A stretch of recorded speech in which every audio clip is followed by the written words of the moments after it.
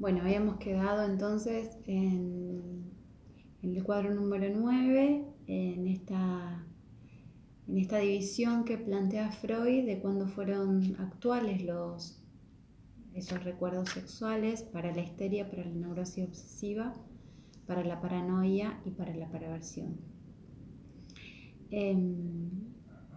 Ahí Freud hace una puntualización muy importante a nivel clínico. Dice que hasta los 4 años no hay represión. Todo lo que nosotros conocemos como represión va a darse después de los 4 años. Esto es importante, les decía, porque en la clínica con niños sucede que recibimos niños muy pequeños a veces, niños de 1 año y medio, 2 años y medio, 3. ¿Y qué ocurre ahí, no? Cuando sus padres pueden captar que hay algo demasiado sufriente en un niño, que tiene demasiado malestar, que genera demasiado malestar a él, al niño, a la niña y a su familia, consultan.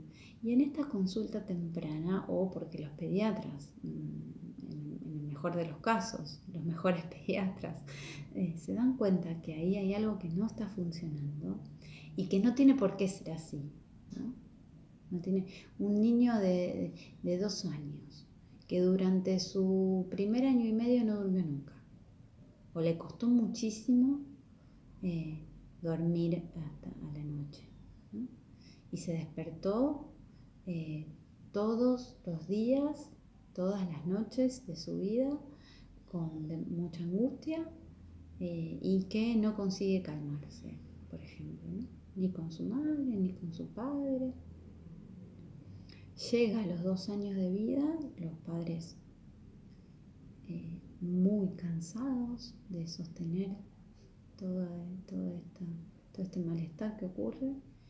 ¿Y qué puede pasar ahí, ¿no? Una excitación que no se calma, un displacer, una angustia constante que no encuentra sueño, que no encuentra poder retirarse de la vida diurna para hacer un restablecimiento. El cuerpo en su parte anímica, en su parte orgánica, a veces necesita del dormir para restablecer algunas funciones. Bueno, puede ocurrir que niños estén 2 años sus padres soportando que se despierte con mucha angustia de noche y que esté horas despierto, por ejemplo, ¿no? Entonces, cuando tenemos, digo, una consulta clásica, por así decirlo, para no hablar de cuestiones más graves y más severas, que por supuesto las hay. Cuando nos encontramos con un niño de 2 años, ya Freud nos indica muy tempranamente que ahí todavía no ocurrió el tiempo de represión. Entonces es tan plástico el aparato que hay mucho por hacer, hay muchísimo por trabajar con ese niño y con sus padres, porque es un tiempo en donde tenemos oportunidad de que no es tarde, Porque en este panorama que Freud plantea, cierta cronología a veces es necesario tener presente, cierta cronología de la edad me refiero, ¿no?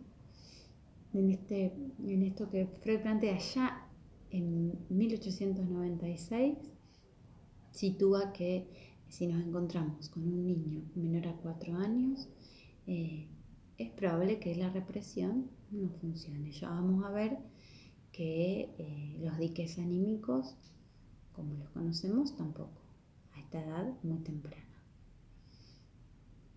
El otro día, para poder explicar la excitación, contaba el caso de los niños que son medicados. ¿Cuál es el problema de la medicación en la primera infancia? Es que este aparato que nosotros tratamos de explicar desde la Carta 52 se construye y se constituye por retranscripciones, pero esas retranscripciones son solidarias de la excitación que hay en el aparato.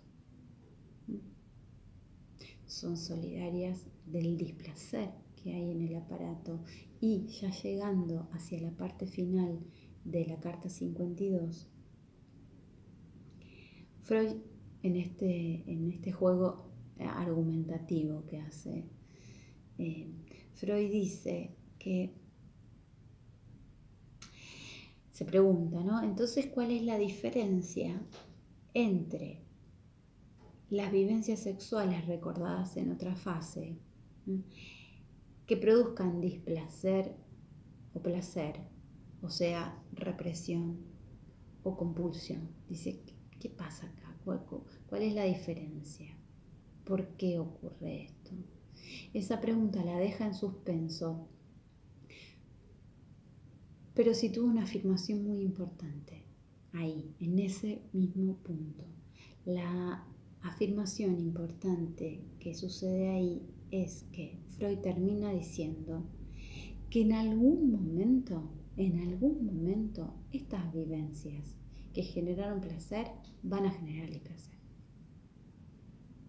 Así termina Freud cerrando esta argumentación, diciendo que el displacer en algún momento va a suceder.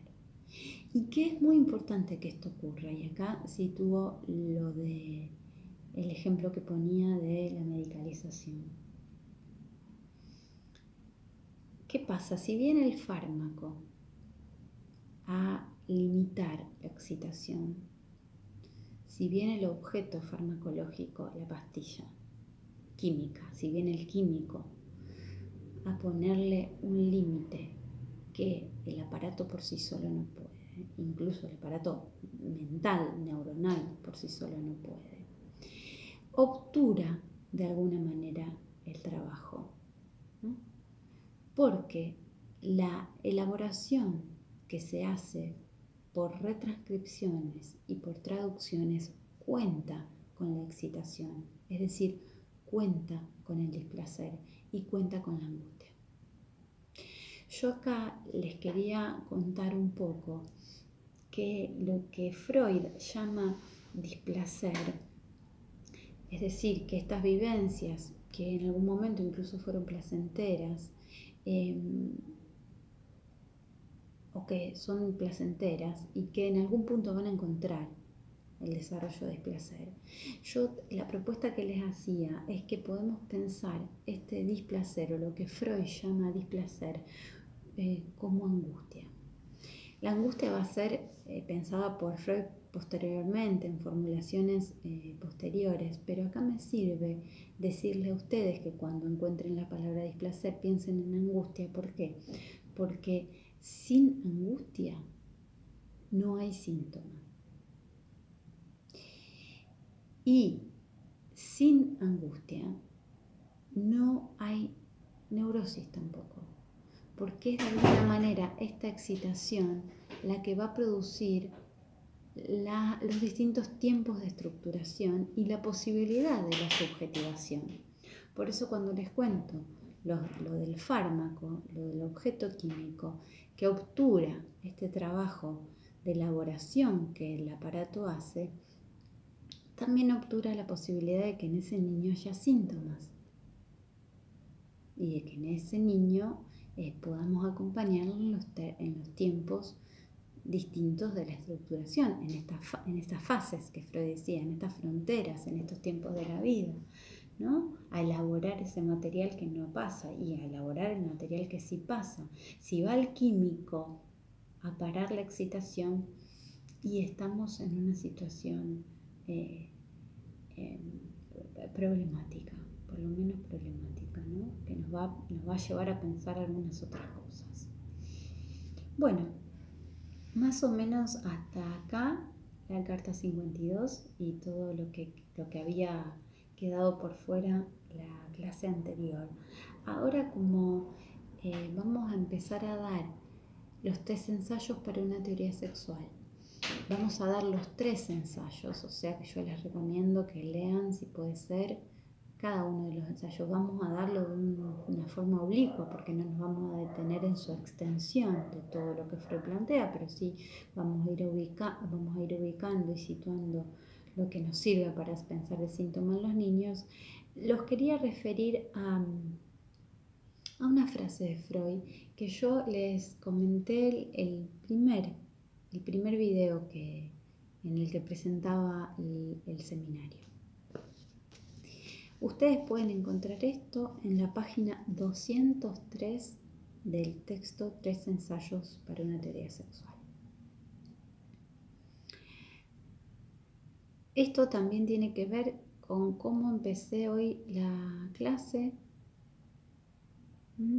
con esa frase que le leía del texto Freud y la clínica del síntoma. Y para saber cuál es el tratamiento de esta excitación, goce, tensión que Freud empieza a darle en textos posteriores. Les decía, página 203. Cito a Freud. El trato del niño con la persona que lo cuida es para él una fuente continua de excitación y de satisfacciones sexuales a partir de las zonas erógenas, y tanto más por el hecho de que una persona, por regla general la madre, dirige sobre el niño sentimientos que brotan de su vida sexual. Fíjense, todos los sentimientos que la madre le dirige al niño brotan de su vida sexual. Lo acaricia, lo besa, lo mece. Y acá es lo que quiero subrayar, porque de acá partimos. Y claramente lo toma como sustituto de un objeto sexual de pleno derecho. Sí, es escandaloso. No podría decirse cómo. Un niño, un bebé, un niño, para su estructuración es completamente necesario y preciso que la madre o quien lo cuide, lo ame, lo tome como un objeto sexual de pleno derecho.